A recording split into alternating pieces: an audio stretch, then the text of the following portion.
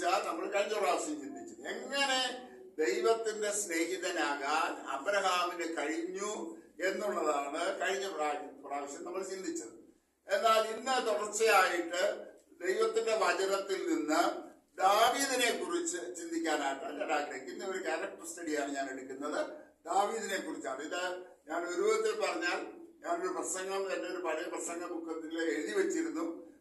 അത് ഞാൻ പ്രസംഗിച്ചിട്ടില്ലെന്നും, പക്ഷേ കഴിഞ്ഞ ആഴ്ച ഞാൻ വിചാരിച്ചു ഇത് എളുപ്പത്തിൽ പ്രസംഗിക്കാമല്ലോ എന്ന് വിചാരിച്ചു. ആദ്യം എടുത്തപ്പം പരിശുദ്ധാത്മാവ് പറഞ്ഞു അതൊന്നും പോരാ, മാറ്റി എഴുതാൻ പറഞ്ഞു. അങ്ങനെ ഞാൻ ഇരുന്ന് മാറ്റി എഴുതിയതാണ്. അതുകൊണ്ട് ബുക്കിലോട്ടൊന്നും മാറ്റാൻ പറ്റിയില്ല. പേപ്പറിൽ മാത്രമാണ്, എനിക്ക് സമയം കിട്ടിയില്ല. ഇത് പുതിയ അടയാണ്, പുതിയ അപ്പമാണ്. ദൈവം നിങ്ങൾക്ക് വേണ്ടി ഒരുക്കിയതാണ്. ഇത് ഞാൻ ഇവിടെ ആദ്യമായിട്ട് പ്രസംഗിക്കുന്നത്. ഇനി മറ്റുള്ള ദിവസങ്ങൾ പലയിടത്ത് ഞാൻ പ്രസംഗിക്കും. അതുകൊണ്ട് നിങ്ങൾക്കുള്ളൊരു ദൂതാണ്. അത് സന്തോഷത്തോടെ ആ ദൂത് നമുക്ക് സ്വീകരിക്കാം. ദാവീദിനെ കുറിച്ച് നമ്മൾ ചിന്തിക്കുമ്പോൾ അബ്രഹാമിനെ കുറിച്ച് നമ്മൾ കണ്ടു. അബ്രഹാമിനെ കുറിച്ച് ദൈവം പറഞ്ഞത് അവൻ എന്റെ സ്നേഹിതനാണ്. പക്ഷേ ദാവീദിനെ കുറിച്ച് ദൈവം പറഞ്ഞു, a man after my own heart, എന്റെ ഹൃദയപ്രകാരമുള്ള ദാവീദ്. നോക്കണം, ദാവീദ് ആരാ? മനഃപൂർവ്വം വ്യഭിചാരം ചെയ്തവൻ, മനഃപൂർവ്വം കൊലപാതകം ചെയ്തവൻ. ആ ദാവീദിനെ കുറിച്ച് സാക്ഷാൽ ദൈവം തമ്പുരാൻ തന്നെ പറയുന്ന സാക്ഷ്യമാണ്, അവൻ എന്റെ ഹൃദയപ്രകാരമുള്ള മനുഷ്യനെന്ന് ദാവീദിനെ കുറിച്ച് ദൈവം സാക്ഷി പറഞ്ഞെങ്കിൽ ദാവീദിന്റെ ജീവിതം എങ്ങനെയുള്ളതായിരുന്നു എന്നുള്ളതിനെ കുറിച്ചാണ് ഞാൻ വിശകലനം ചെയ്യാനായിട്ട് ആഗ്രഹിക്കുന്നത്. നമ്മുടെ ബൈബിളിൽ മൊത്തം എത്ര സങ്കീർത്തനമുണ്ട്? 150. അതിൽ ദാവീദ് എത്ര എണ്ണം എഴുതി?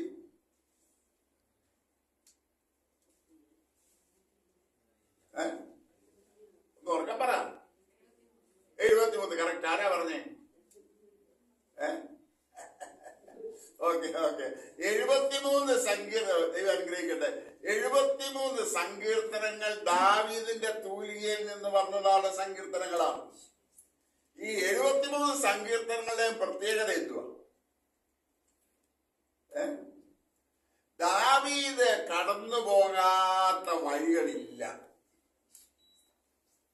ഒരുപാട് അനർത്ഥങ്ങൾ, പീഡകൾ, പ്രതികൂലങ്ങൾ, നിരാശകൾ, വേർപാടുകൾ, ദുഃഖങ്ങൾ, സ്വന്തം മകനെ പോലും പേടിച്ച് കാട്ടിലും വനത്തിലും ഓടി നടക്കേണ്ടി വന്നതാണുള്ള മനുഷ്യൻ. ജീവിതത്തിന്റെ അനുഭവങ്ങളിൽ നിന്ന് താൻ എഴുതിയതായുള്ള മനോഹരമായ പാട്ടുകളാണ് ഈ 73 സങ്കീർത്തനങ്ങളും.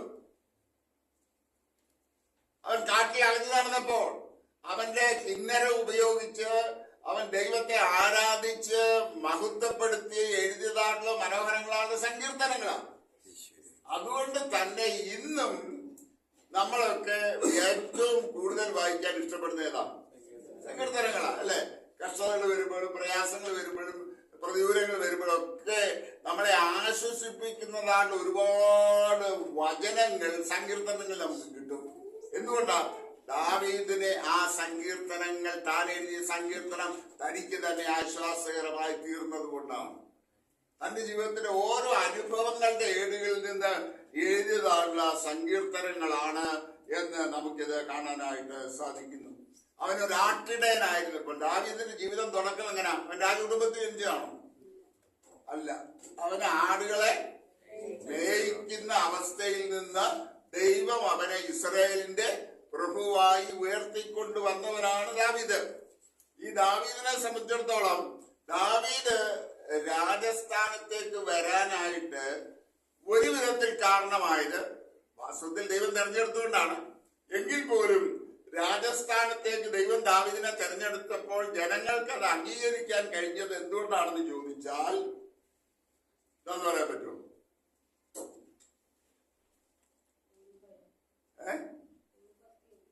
ദൈവഭക്തി ഉണ്ടായിരുന്നു.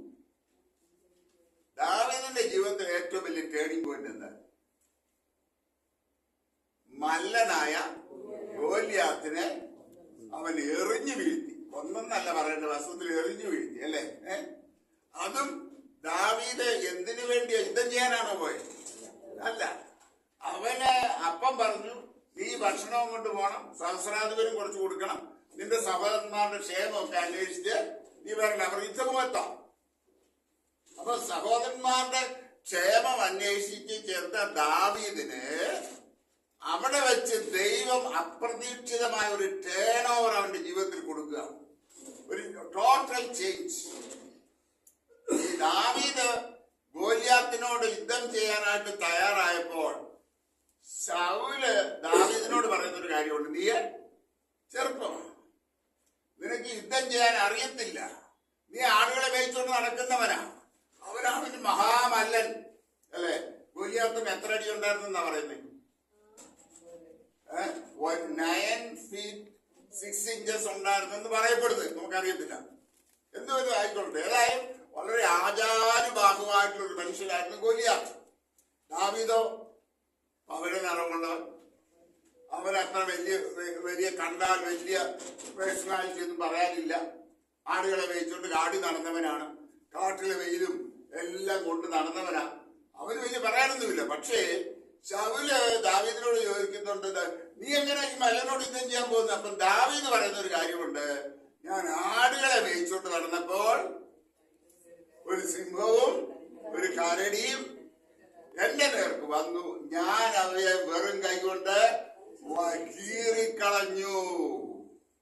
ഞാനിവിടെ പറയാൻ ഉദ്ദേശിച്ചത് എന്താണെന്ന് ചോദിച്ചാൽ, പലപ്പോഴും നമ്മുടെ ജീവിതത്തിൽ വരുന്ന പ്രതികൂലങ്ങൾ നമ്മുടെ ജീവിതത്തിന്റെ സ്റ്റെപ്പിംഗ് സ്റ്റോൺ ആയിട്ട് ദൈവം മാറ്റും. ഹല്ലേലൂയ. ചില പ്രതികൂലങ്ങൾ നമ്മുടെ ജീവിതത്തിൽ വരുമ്പോൾ നമ്മളാകെ പതറിപ്പോവും, ക്ഷീണിച്ചു പോവും, തളർന്നു പോവും. പക്ഷേ നമ്മുടെ ജീവിതത്തിൽ ദൈവത്തിന് നമ്മളെ അടുത്ത പടിയിലേക്ക് കയറ്റാൻ ഉദ്ദേശിക്കുന്നത് കൊണ്ടാണ് അവൻ ചില പ്രതികൂലങ്ങൾ നമ്മുടെ മുമ്പിൽ കൊണ്ടുവന്ന് ആ പ്രതികൂലങ്ങൾ കൂടെ നമ്മളെ ധൈര്യപ്പെടുത്തി ബലപ്പെടുത്തി അടുത്തൊരു പ്രതികൂലം വരുമ്പോൾ നമുക്ക് ധൈര്യമായി അതിനെ അഭിമുഖീകരിക്കാൻ കഴിയുന്നതിന്റെ യാഥാർത്ഥ്യം ദൈവം നമ്മളെ കഴിഞ്ഞ നാളുകൾ ആ പ്രതികൂലം കൂടെ കടത്തി വിട്ടതുകൊണ്ടാണ്. ബിഷപ്പ് ടി.ഡി. ജേക്സ് എന്ന് പറയുന്ന ഒരു മനുഷ്യന്റെ മനോഹരമായൊരു പ്രയോഗമുണ്ട്. അദ്ദേഹം പ്രസംഗിക്കുമ്പോൾ പറയും, your test will lead to a testimonials. നിന്റെ ജീവിതത്തിൽ സംഭവിക്കുന്നതായിട്ടുള്ള ടെസ്റ്റുകൾ, പരീക്ഷണങ്ങൾ നിന്റെ ജീവിതത്തിൽ വലിയ സാക്ഷ്യമാക്കി ദൈവം മാറ്റും. എത്രയോ അനുഭവങ്ങൾ നമുക്കൊക്കെ പറയാനുണ്ട്. പ്രതികൂലങ്ങളുടെ നടുവിൽ ദൈവം നമ്മളെ നടത്തിയ വഴികൾ, ദൈവം നമ്മളെ കൊണ്ടുവന്ന വഴികൾ, നമുക്ക് വേണ്ടി അത്ഭുതങ്ങൾ പ്രവർത്തിച്ചതാണ് വഴികൾ, നമുക്ക് വേണ്ടി രാജാക്കന്മാരുടെ നീർത്തോടുകളൊക്കെ തിരിച്ച അനുഭവങ്ങൾ, നമുക്ക് വേണ്ടി റൂളുകൾ മാറ്റി എഴുതിയതാണ് അനുഭവങ്ങൾ ഒക്കെ നമ്മുടെ ജീവിതത്തില് പിന്നീട് ഉള്ള ഓരോ പടിയിലും പ്രതികൂലങ്ങളെ തരണം ചെയ്യാൻ നമ്മളെ ബലപ്പെടുത്തുന്നതാണ്. പിന്നെ നമുക്ക് മുമ്പോട്ട് പോകാം. ഈ ഗോലിയാത്തിനെ നമുക്കറിയാം, ഗോലിയാത്തിനോട് യുദ്ധം ചെയ്യാനൊന്നും ദാവീദ് പോയതല്ല. പക്ഷെ അവിടെ ചെന്ന് ഗോലിയാത്തിനോട് യുദ്ധം ചെയ്യേണ്ടി വന്നപ്പോൾ ദാവീദിന്റെ കയ്യിൽ എന്തോ ഉണ്ടായിരുന്നു? കവണയും. ഈ ഇവന് ജ്യേഷ്ഠന്മാർക്ക് ഭക്ഷണം കൊണ്ടുപോയവനെ ഇവനെന്തിനാ ഈ കവണയും കല്ലും എല്ലാം കൊണ്ടുപോയി?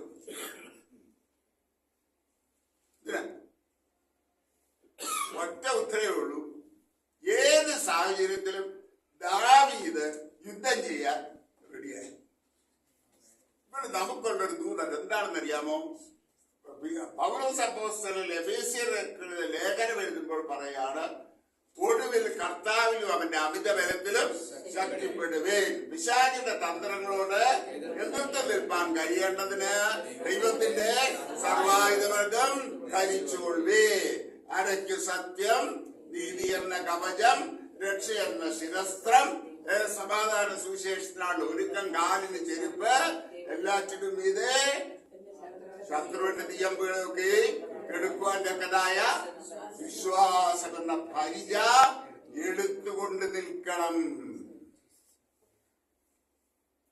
പ്രിയമുള്ളവരെ, നമ്മൾ എപ്പോഴും ദൈവത്തിന്റെ സർവായുധ വർഗം ധരിച്ചു വേണം നിൽക്കാൻ. അല്ലെങ്കിൽ പിശാചിന്റെ വാളമ്പുകൾ നമ്മുടെ നേരെ തറച്ചെന്ന് വരും. അതുകൊണ്ട് we must be always, ദാവീദിന്റെ ജീവിതം he was always prepared to fight. അതുകൊണ്ട് തന്നെ സഹോദരന്മാരുടെ ക്ഷേമാന്വേഷണം അന്വേഷിക്കാൻ പോയ ദാവീദ് അവൻ ഗോലിയാത്തിനെ ആ 5 കല്ലും കവണയും ഉപയോഗിച്ച് ഒറ്റ കല്ല് അവൻ എടുക്കേണ്ടി വന്നുള്ളൂ. ആ ഒറ്റ കല്ല് കൊള്ളേണ്ടടുത്ത് തന്നെ കൊണ്ടു. ഈ തലേ വലിയ ഹെൽമെറ്റ് ഒക്കെ ഉണ്ടായിരുന്നു ഗോലിയാത്തിന്റെ തലേ. പക്ഷേ അവന്റെ എന്ത് മാത്രമില്ലായിരുന്നു, അവന്റെ നെറ്റിക്ക് മാത്രം കവറിങ് ഇല്ലായിരുന്നു. അപ്പൊ അവിടെ തന്നെ ചെന്ന് കൊള്ളുകയാണ്. കാരണം ദാവീദിന് ഈ കരടിയും സിംഹത്തെ ഒക്കെ ഓടിച്ച് നല്ല ശീലമുണ്ടായിരുന്നു. അപ്പൊ ദൈവം നമ്മളെ പല രീതിയിൽ ട്രെയിൻ ചെയ്യുന്ന എന്തിനാണെന്നറിയാമോ? ഓർത്തോളം ദൈവത്തിന് അതിൽ കൂടെ എല്ലാം വലിയ പദ്ധതിയുണ്ട്. God is preparing us to propel you for a purpose. ഇത് എന്റെ വാക്കുകളല്ല, ടി.ഡി. ജെയ്ക്സിന്റെ വാക്കുകളാണ്. God is preparing you to propel you for a purpose. ഒരു ഉദ്ദേശത്തിലേക്ക് ദൈവം നിങ്ങളെ എത്തിക്കാൻ, ദൈവം നിങ്ങളെ പ്രൊപ്പൽ ചെയ്യുക എന്ന് പറഞ്ഞാൽ തള്ളിവിടുക. ഇതെപ്പോഴും നമ്മൾ ഓർത്തോണം. അതുകൊണ്ട് പ്രതികൂലങ്ങൾ കണ്ട്, പ്രയാസങ്ങൾ കണ്ട്, വേദനകൾ കണ്ട്, ദുഃഖങ്ങൾ കണ്ട് നിരാശപ്പെട്ട് പുറകോട്ട് പോകുന്നവരായിട്ടല്ല, അതിനെ ദാവീദിനെ പോലെ ജയിച്ചു കയറുന്നവരായി We should not have a victim attitude, but we should have an attitude of a victor.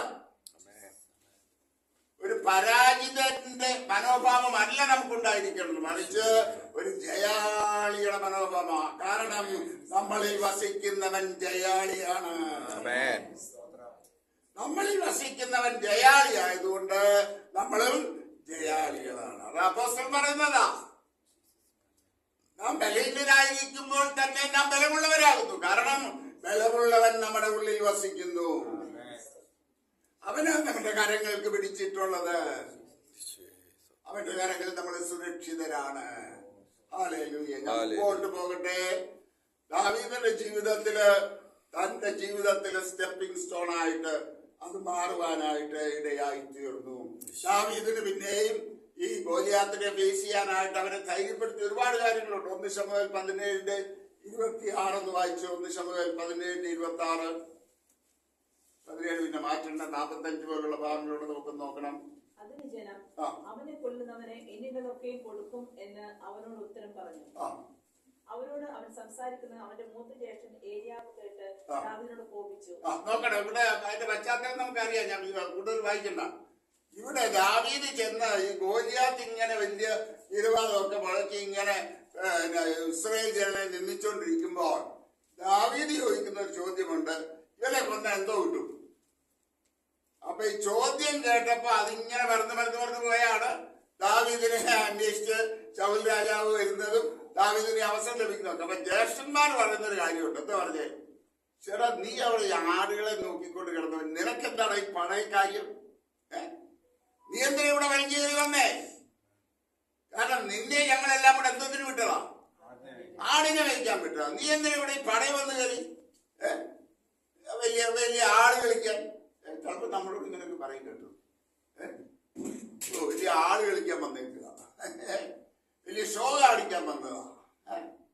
ഇതൊക്കെ നമ്മുടെയൊക്കെ ജീവിതത്തിൽ സംഭവിക്കും. പക്ഷെ ഒരു കാര്യം ദാവീദിന് ഓർക്കുന്നുണ്ടായിരുന്നു, തന്നെ അവിടെ കൊണ്ടുപോയത് ഇസ്രായേലിന്റെ ദൈവമായ യഹോവയാണ്. കാരണം ദാവീദ് പറയുന്ന ഒരു കാര്യമുണ്ട്, ഈ അഗ്രചർമ്മിയായവൻ ജീവനുള്ള ദൈവത്തിന്റെ സേനയെ നിന്ദിക്കുവാൻ ഇവൻ ആര്? ഹല്ലേലൂയ.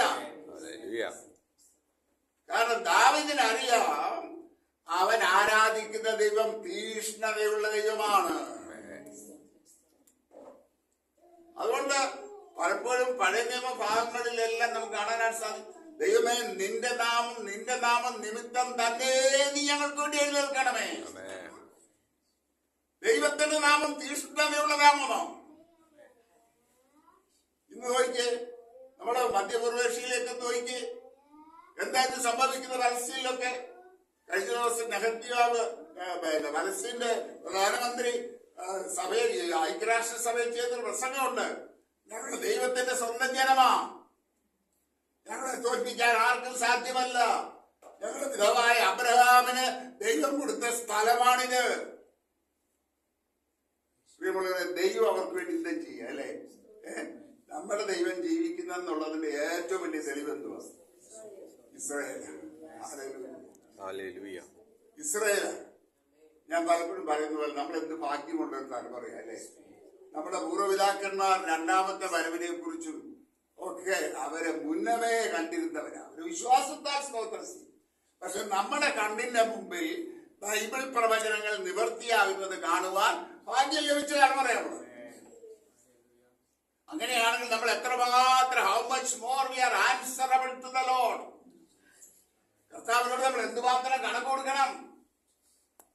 ഈ സത്യം നമ്മൾ മറന്നുപോകരുത് പ്രിയമുള്ളവരെ. കാരണം വചനം പറയുന്ന അധികം ലഭിച്ചവനോട് അധികം ചോദിക്കും. നമ്മളൊക്കെ അധികം ലഭിച്ചവരാണ്. അതുകൊണ്ട് പ്രിയമുള്ളവരെ, ഒരു കാര്യം ഓർത്തോളം, നമ്മുടെ ദൈവം ജീവിക്കുന്ന ദൈവമാണ്. അവൻ ഇന്നും ചരിത്രത്തെ നിയന്ത്രിക്കുന്ന ദൈവമാണ്. ഹരിയാനയിലും ജമ്മു കാശ്മീരിലും റിസൾട്ട് വരുന്നതിന് മുമ്പുള്ള എക്സിറ്റ് പോൾ വന്നപ്പോൾ എല്ലാത്തിലും മിക്കവാറും എല്ലാം BJPക്ക് ക്ഷീണമാണ്. കാര്യം എന്തോ? ദൈവജനത്തിന്റെ മുട്ടിന്മേൽ നിന്നുള്ള കരച്ചിൽ. അനേക ദൈവമക്കള്, ദൈവദാസന്മാർ ജയിലിൽ അടയ്ക്കപ്പെട്ടിരിക്കുക. അനേകരുടെ കുടുംബങ്ങൾ വഴിയാധാരമായി പോയി. കാരണം ദൈവജനത്തെ ഇപ്പം തകർത്ത് കളയാമെന്ന് വിചാരിച്ച് എന്തെല്ലാം കൗശലങ്ങൾ പ്രയോഗിച്ചിട്ട് പോലും അവർ സർവ്വ ചെയ്യാത്തതിന്റെ കാരണം പ്രാർത്ഥന കേൾക്കുന്ന ഒരു ദൈവം, തന്റെ മക്കൾക്ക് വേണ്ടി എഴുന്നേൽക്കുന്ന ഒരു ദൈവം ഇന്നും ജീവിക്കുന്നു. ഹല്ലേലൂയ. അവൻ തന്റെ മക്കളുടെ കണ്ണുനീര് കണ്ട് മറികടക്കുന്നവനല്ല. തന്റെ മക്കളുടെ കണ്ണുനീരിന്റെ മുമ്പിൽ നിന്ന് അവർക്ക് വേണ്ടി അത്ഭുതങ്ങളെ പ്രവർത്തിക്കുന്ന ദൈവമാണ് നമ്മുടെ ദൈവം. അതുകൊണ്ടാണ് നാം അവനെ ആരാധിക്കുന്നത്, അതുകൊണ്ടാണ് നാം അവനെ സ്തുതിക്കുന്നത്, അതുകൊണ്ടാണ് അവന്റെ നാമത്തെ നമ്മളെ മഹത്വപ്പെടുത്തുന്നത്. ഞാൻ മുമ്പോട്ട് പോകട്ടെ. ദാവീദിന്റെ ജീവിതത്തില് ഉണ്ടായിരുന്നതാണ് ഗുണങ്ങൾ ചിലത് എടുത്തു പറയാനായിട്ട് ഞാൻ ആഗ്രഹിക്കുന്നു. ഒന്നാമത്, ദാവീദിന്റെ ജീവിതത്തിൽ നമ്മൾ കാണുന്ന വലിയൊരു പ്രത്യേകത, അവൻ ആരെ വിശ്വസിച്ചിരിക്കുന്നത് അവന് നല്ലതുപോലെ അറിയാമായിരുന്നു. He had a definite idea, or he was that 100% sure on whom he has put his trust. അവന്റെ വിശ്വാസം ആരിലാണ് അർപ്പിച്ചിരിക്കുന്നതെന്നും അവൻ ആരെയാണ് പാടി സ്തുതിച്ചതെന്നും ആ ദൈവം ആരാണെന്നും വ്യക്തമായി ദാവീദിന് അറിയാമായിരുന്നു. അതുകൊണ്ട് തന്നെയാണ് ഗോലിയാത്ത് മുമ്പിൽ വന്നു വെല്ലുവിളിച്ചപ്പോഴും ദാവീദ് കണ്ടത് ആരെയാ? ഗോലിയാത്തിനെ അല്ല, അതിനപ്പുറത്ത് നിൽക്കുന്ന സർവശക്തനായ ദൈവത്തെയാണ്. അതുകൊണ്ട് അവന് വളരെ എളുപ്പത്തിൽ ഗോലിയാത്തിനെ തോൽപ്പിക്കാനായിട്ട് കഴിഞ്ഞു. പ്രിയമുള്ളവരെ, ഞാൻ മുമ്പോട്ട് പോകട്ടെ. രണ്ടാമതായിട്ട് ദാവീദിന്റെ ജീവിതത്തിൽ നമ്മൾ വരുന്ന രണ്ടാമത്തെ കാര്യം, അവനറിയാം അവൻ എന്ത് പ്രതികൂലങ്ങൾ അവന്റെ മുമ്പിൽ വന്നാലും ആ പ്രതികൂലങ്ങളുടെ മധ്യത്തില് അവന് വേണ്ടി കരുതുന്ന ഒരു ദൈവമുണ്ട്. അതേപോലെ തന്നെ ഞാൻ പറഞ്ഞ വേറൊരു കാര്യം നിങ്ങൾ നേരത്തെ പറഞ്ഞത് ഓർക്കുമല്ലോ, he was prepared for a fight at all the times. ഏത് സമയത്തും ദാവീദ് യുദ്ധസന്നദ്ധനായിരുന്നു. പ്രിയമുള്ളവരെ, ക്രിസ്തീയ ജീവിതം പട്ടുവത്തെ അല്ല. രോഗസൗഖ്യം കിട്ടിയെന്ന് വരും, കിട്ടിയില്ല. പക്ഷെ നമ്മുടെ പ്രത്യാശ എന്തുവാ? അതിനപ്പുറത്ത് നമുക്കുള്ള വലിയ നിത്യത അല്ലേ? ഞാൻ എപ്പോഴും ഓർക്കും, കടന്നു പോകുന്നവരെ സംബന്ധിച്ചിടത്തോളം നാം വിശ്വാസിയാണോ ഇതിപ്പറ ഭാഗ്യകരമായ അവസ്ഥ വേറൊന്നും ഇല്ല. കാരണം അവൻ പോകുന്ന എങ്ങോട്ടാ? ഞാൻ പ്രിയമെച്ച കർത്താവിന്റെ സന്നിധിയിലേക്ക്. ബാക്കി ഇരിക്കുന്നവർക്ക് പ്രയാസങ്ങളുണ്ടാകും. കാരണം എത്രയാണെങ്കിലും എത്ര നമ്മൾ ആശ്വസിപ്പിച്ചാലും വേർപാട് തന്നെ, നഷ്ടം തന്നെയാ. പക്ഷേ അതിന്റെ മധ്യത്തിലും പണ്ടൊരു പാട്ടുകാരൻ പാടിയല്ലോ, കാർമേഘത്തിന് ഉള്ളിൽ ഞാൻ മിന്നും സൂര്യ ശോഭ കാണും, അല്ലേ? പറ്റന്നെ നോക്കിയപ്പോ കാർമേഘങ്ങൾ ഉരുണ്ടുകൂടിയാണ്. പക്ഷെ ആ കാർമേഘങ്ങളുടെ നടുവിൽ ഭക്തൻ ഇതാ ഒരു ഉദിച്ചു വരുന്ന ഒരു സൂര്യപ്രകാശം കാണുക. ഇതാ നമ്മുടെ ധൈര്യം, ഇതാ നമ്മുടെ ബലം. അതൊരിക്കലും നമ്മൾ മറന്നുപോയത് പ്രിയപ്പെട്ടവരെ. മുമ്പോട്ട് പോകട്ടെ. ഈ ദാവീദിനെ സംബന്ധിച്ചിടത്തോളം സ്വന്തം അപ്പൻ പോലും ദാവീദിനെ കണക്കാക്കിയോ? നമ്മൾ പഴയ ഒരു പഴമൊഴിയുണ്ട്, കാക്കയ്ക്കും കൺകുഞ്ഞ അതുപോലും ദാവീദിന് കിട്ടിയിരിക്കുന്നു, അല്ലേ? എന്താ ദൈവം? ശമൂവേൽ പ്രവാചകൻ പറഞ്ഞു, ശൗലിനെ രാജാവാക്കി വെച്ചതിൽ ദൈവം അനുഗമിച്ചു. ദൈവം ശമൂവേലിനെ വിളിച്ചിട്ട് പറഞ്ഞു, നീ പോയി ഇസ്രായേലിൽ ഒരു രാജാവായിട്ട് ഇശായിയുടെ മകനെ ഞാൻ കണ്ടിട്ടുണ്ട്, അവനെ പോയി അഭിഷേകം ചെയ്യണം. അപ്പം ശമൂവേൽ പ്രവാചകൻ ആരാ ഇശായി എന്നൊന്നും അറിയത്തില്ല, കാരണം അവിടെ അത്ര വലിയ പേര് കേട്ടോണൊന്നും അല്ല. അപ്പം ശമൂവേൽ പറയുന്നുണ്ട്, അയ്യോ ശൗല് ആരാ, എത്ര ക്രൂരനാണെന്ന് എനിക്ക് അറിയത്തില്ലേ, ഞാൻ പോയി ദാവീദിനെ അഭിഷേകം ചെയ്യാൻ പോയാൽ ഇന്ന് ഞാനിങ്ങോട്ട് തിരിച്ചു വരത്തില്ല. അപ്പൊ ദൈവം തന്നെ പറഞ്ഞു കൊടുത്തു, നീ ഒരു യാഗം കഴിക്കാൻ, ഒരു യാഗം കഴിക്കാനുള്ള ക്രമീകരണം ചെയ്യണം. യാഗം കഴിക്കാൻ ഇശായിയുടെ മക്കളെ എല്ലാരെയും വിളിച്ചു വരുത്തണം. അവിടെ വെച്ച് ആരെയാണ് ഞാൻ തിരഞ്ഞെടുത്തതെന്ന് നിനക്ക് കാണിച്ചു തരാം. അങ്ങനെ ശമൂവേൽ പ്രവാചകൻ ചെല്ലുന്ന കണ്ടപ്പോഴേ ജനം മുഴുവൻ പറച്ചെന്നാ പറയുന്നത്. ആ ഭാഗമൊക്കെ നമ്മൾ പഠിക്കുമ്പോ പഴയ നിയമത്തിലുള്ള പ്രവാചകന്മാരൊക്കെ ജനത്തിന് പേടിയായിരുന്നു. ഇന്നത്തെ പിന്നെ പ്രവാചകന്മാർക്കൊന്നും ഒരു ക്ഷാമമില്ല, കംപ്ലീറ്റ്. എനിക്ക് ചിലപ്പം സങ്കടം തോന്നും കേട്ടോ. ഈ പലരും അങ്ങ് പ്രവാചകൻ അങ്ങ് പേരെടുക്കുക. പ്രോഫറ്റ് ആര് പ്രവാചകനാക്കി, ആരഭിഷേകം ചെയ്തു? പക്ഷെ ഈ പ്രവാചകൻ വരുന്നെന്ന് കേട്ടാല് ആള് പുറത്തുള്ളൂ, അല്ലേ? ഇപ്പൊ മത്തായി ബ്രദർ നോട്ടീസ് അടിച്ച് സുപ്രസിദ്ധ പ്രവാചകൻ, കൃപാവര പ്രാപ്തൻ, ഇന്നാര് പ്രവാചകൻ ഇന്നാര് വരുന്നെന്ന് പറഞ്ഞാൽ എന്തായിരിക്കും സ്ഥിതി? മത്തായി ബ്രദറെ, ഇവിടെല്ലാം ഒളിച്ചു മാറ്റേണ്ടി വരും, അല്ലേ? മണിക്കുട്ടിക്ക് പിന്നെ പണിയാകും, അല്ലേ? പ്രിയമുള്ളവരെ, ഇന്ന് അതിനാ. പക്ഷെ അന്നത്തെ കാലത്ത് പ്രവാചകൻ വരുന്നെന്ന് കേട്ടാൽ ജനം പറയ്ക്കും. കാരണം പ്രവാചകൻ ഒരു വലിയ ദൗത്യമായിട്ടാ ദൈവം അയച്ചിട്ടാ പ്രവാചകൻ വരുന്നെന്ന് ജനത്തിനറിയാം. അതുകൊണ്ട് ആ പ്രവാചകന്റെ മുമ്പിൽ ജനം പറയ്ക്കും. ശമൂവേൽ വരുന്ന കണ്ടപ്പോഴേ ജനം പറച്ചു. ഇശായിയോട് പറഞ്ഞു, നിന്റെ മക്കളെ എല്ലാം വിളിക്ക്. എത്ര പേരെ വിളിച്ച് വരുത്തി? എത്ര മക്കൾ ഉണ്ടായിരുന്നു ദാവീദിന്? 8 മക്കൾ. അതിൽ 7 എണ്ണത്തിനെ വിളിച്ചു വരുത്തി. ഇശായി വിളിച്ചു വരുത്തി. 7 എണ്ണത്തിനെ ഇശായി വിളിച്ചു വരുത്തി. ഇവർ ഓരോരുത്തരും വന്നപ്പം ശമൂവേൽ പ്രവാചകൻ വേഗം തൈലൊക്കം പെടുത്തു. കാരണം നോക്കിയപ്പോ നല്ല നീളം, നല്ല തടി, നല്ല ഒത്ത ശരീരം, കൊള്ളാം, രാജാവാക്കാൻ കൊള്ളാം. അപ്പൊ ദൈവം പറഞ്ഞു, മനുഷ്യൻ മുഖം നോക്കുന്നു, യഹോവയോ ഹൃദയങ്ങളെ തൂക്കി നോക്കുന്നു. ഹല്ലേലൂയ. മനുഷ്യനാ മുഖം നോക്കുന്നത്, ദൈവം നിന്റെ ഹൃദയത്തെ തൂക്കി നോക്കുന്നു. നിന്റെ ഹൃദയം ദൈവസന്നിധി നേരുള്ളതാണെങ്കിൽ നിന്നെ തോൽപ്പിക്കാൻ ആർക്കും സാധ്യമല്ല. ലോകത്തിൽ ഒരു ശക്തിക്ക് നിന്നെ ഒന്നും ചെയ്യാൻ പറ്റത്തില്ല. ഉറച്ചോളം നമ്മുടെ ഹൃദയം ദൈവസന്നിധി നേരുള്ളതായിരിക്കും. ദാവീദ് വന്നപ്പോ ഇശായിയോട് പറഞ്ഞു, ചോദിച്ചു, ഇനി ആരെങ്കിലും ഉണ്ടോ? അപ്പൊ ഇശായി വളരെ കൂളായിട്ട് പറഞ്ഞു, ഇനി ഒരുത്തരുണ്ട്. എന്തി അവനെ ആടുകളെ മേയ്ക്കുക. അപ്പൊ അപ്പൻ പോലും ഗവനിക്കാത്തവനാ. പക്ഷേ ദാവീദ് വന്നപ്പോൾ ദൈവം ശമൂവേലിനോട് പറഞ്ഞു, ഇതാണ് ഞാൻ ഇസ്രായേലിന്റെ പ്രഭുവായി കണ്ടിരിക്കുന്നവൻ. തൈലക്കൊമ്പിൽ നിന്ന് തൈലമെടുത്ത് അവന് മേൽ ഒഴിക്കാൻ പറഞ്ഞു. ഹല്ലേലൂയ.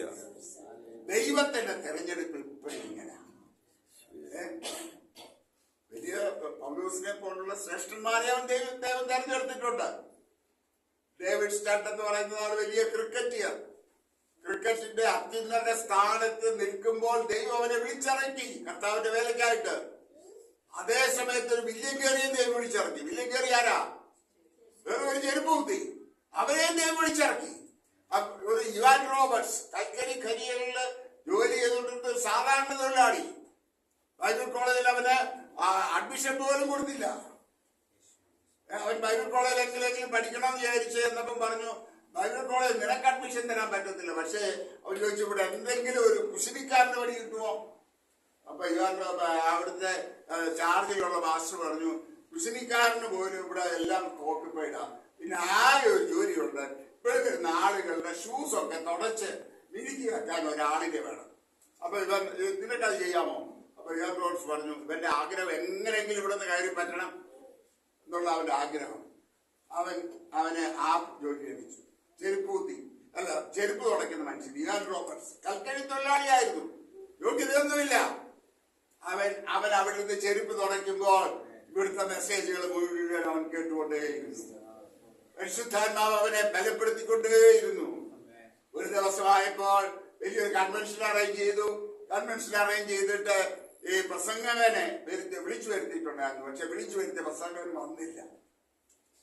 അപ്പൊ വരാതിരുന്നപ്പോൾ പ്രസംഗിക്കണമല്ലോ, ഇദ്ദേഹം തന്നെ പ്രസംഗിക്കാമെന്ന് വിചാരിച്ച് കയറി നിന്നു. ഒരു വാക്കുപോലും പ്രസംഗിക്കാൻ പറ്റുന്നില്ല. ഉൾപ്പിട്ട് കയറുന്ന വളരെ ശക്തമായി പ്രസംഗിക്കുന്ന ദേവദാസനാണ്. ഒരു വാക്കുപോലും പ്രസംഗിക്കാൻ പറ്റുന്നില്ല. ഈ മനുഷ്യൻ ചോദിച്ചു, കർത്താവിനോട് ചോദിച്ചു, കർത്താവ് ഇതെന്താ? ഇന്ന് വിളിച്ചാളിൽ ഞാൻ വളരെ പ്രാർത്ഥിച്ചെടുത്ത തീരുമാനമാണ്. ഇന്ന് വിളിച്ചാൾ വന്നില്ല, ഞാൻ പ്രസംഗിക്കാൻ കയറി നിന്നിട്ട് എനിക്ക് പ്രസംഗിക്കാൻ നീ വചനം തരുന്നില്ല. ഇത്രയും ആളുകൾ മുഴുവൻ ജനം തടിച്ചു കൂടിയിട്ടുണ്ട്. അപ്പൊ ദൈവത്തിന്റെ ആത്മാവ് പറഞ്ഞു, അവിടെ ചെരുപ്പ് തുറച്ചുകൊണ്ടിരിക്കുന്നത് ഇവാൻ റോബർട്ട്സ് ഉണ്ടല്ലോ, അവനെ വിളിക്ക്, അവനാണ് ഇന്ന് ദൂത് കൊടുക്കേണ്ടത്. പാസ്റ്റർ പറഞ്ഞു, no, I will be the last man to do that. ചെരുപ്പ് തുറച്ചുകൊണ്ടിരിക്കുന്നവനെ വിളിച്ച് ഞാൻ പുൾപിറ്റിൽ കയറി പ്രസംഗിക്കാനോ? നമ്മൾ നേരത്തെ കേട്ടു, എളിയവനെ ആദരിക്കുന്നവൻ വലിയവൻ. ഈ മനുഷ്യൻ പിന്നെയും പ്രസംഗിക്കാൻ തുടങ്ങി. 2 വാക്ക് പറഞ്ഞു, പ്രസംഗിക്കാൻ പറ്റുന്നില്ല. ദൈവം പറഞ്ഞു, no, call Ivan Roberts. He has to give the message today. നിവൃത്തിയില്ലാതെ ഈ മനുഷ്യനെ, ഇവാൻ റോബർട്സിനെ പാസ്റ്റർ വിളിച്ച പ്രസംഗപീഠത്തിൽ നിർത്തി. ആദ്യത്തെ പ്രസംഗം the whole congregation was revived. അന്ന് ആരംഭിച്ച ഉണർവ് അനേക വർഷങ്ങൾ കൽക്കരി തൊഴിലാളികളുടെ ഇടയിൽ നീണ്ടു നിൽക്കാനിടയായി തീർന്നു. ദൈവം എന്നെയും നിങ്ങളെ കണ്ടതോർത്ത് നമുക്ക് സ്തോത്രം. നമ്മുടെ കഴിവുകൾ നോക്കിയല്ല, നമ്മുടെ എഡ്യൂക്കേഷൻ ക്വാളിഫിക്കേഷൻ നോക്കിയല്ല, നമ്മുടെ സൗന്ദര്യം നോക്കിയതല്ല. He wants our availability. നമ്മുടെ അവൈലബിലിറ്റിയാണ് അവൻ ആവശ്യം.